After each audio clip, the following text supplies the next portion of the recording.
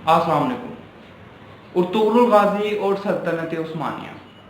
सल्तनत उस्मानिया का ड्यूरेशन तकरीबन 600 साल रहा और सल्तनत उस्मानिया की बुनियाद उस्मान वन ने रखी थी। उस्मान वन अर्तुगरुल का बेटा था। सल्तनत उस्मानिया वो सल्तनत है जिस पर मुसलमान आज भी फख्र करते हैं। सल्तनत उस्मानिया वो सल्तनत है जिसकी वजह से मुसलमानों का उरूज था 600 साल। और सल्तनत उस्मानिया को आज भी मुसलमान बहुत याद करते हैं और इसे एक ड्रामे अर्तुगरुल की शक्ल में अपनाया लोगों को दिखाया गया है, मुसलमानों को दिखाया गया है, पूरी दुनिया को दिखाया गया है। अर्तुगरुल गाजी कौन था?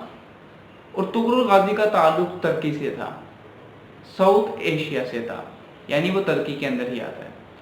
उन दिनों मंगोलों की बहुत ज़्यादा फतूहात हो रही थी।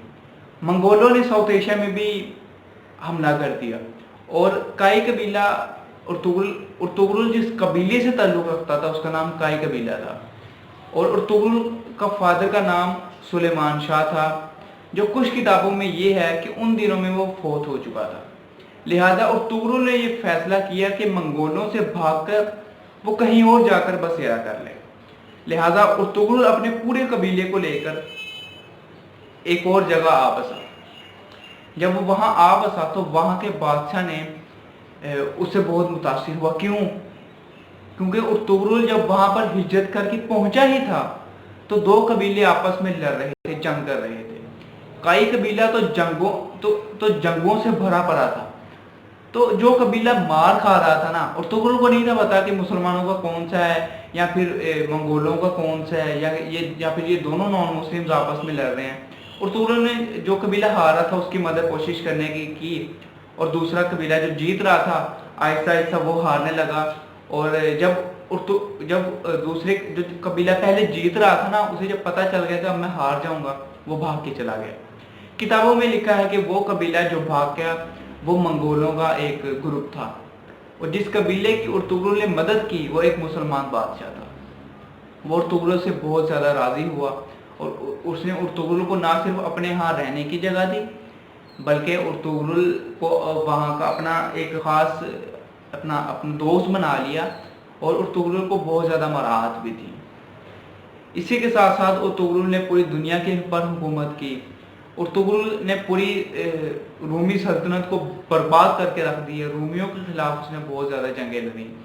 और अर्तुगरुल एक और चीज़, ऑटोमन एम्पायर का जो झंडा था वो पहले इस तरह का था और तकरीबन 1844 में 1844 से तुर्की का ये वाला रेड कलर का झंडा आ चुका है और अभी तक यही झंडा चल रहा है जिसे तुर्की का फ्लैग कहा जाता है। इसके अलावा मुसलमानों ने को बहुत ज़्यादा इस पर फ़ख्र है कि उन्होंने ऑटोमन एम्पायर यानी सल्तनत उस्मानिया के ऊपर उन्होंने की बुनियाद पे वो उनका चर्चा पूरी दुनिया में रहा। अर्तुगरुल का जो बेटा था उस्मान वन, वो अर्तुगरुल से भी ज़्यादा बहादुर था। जब से ये ड्रामा हुआ है लोग तो अर्तुगरुल को ज़्यादा फेमस समझ रहे हैं, ये अच्छी बात है, कोई इसमें कोई शक नहीं है। लेकिन शेर का बेटा शेर होता है ना, तो उस्मान वन अर्तुगरुल से भी बड़ा शेर था और उसने भी बहुत ज़्यादा जंगें लड़ी। उसी ने ऑटोमन एम्पायर की बुनियाद उस्मान वन ने रखी थी, तो वो भी बहुत ज़्यादा जंगजू था। तो शेर का बेटा शेर होता है ना, ये मशहूर कहावत है। इसके अलावा अर्तुगरुल का जो तुर्की के अंदर जो उसकी कब्र है, कब्र मज़ार कह लें, उसकी तस्वीर ये है। इसके अलावा तुर्कमानिस्तान में भी अर्तुगरुल का एक मुजस्मा, एक स्टेचू बनाया गया, उसकी तस्वीर भी देख लें, ये तस्वीरें हैं। तो अर्तुगरुल एक बहुत ही ज़्यादा बहादुर नौजवान था।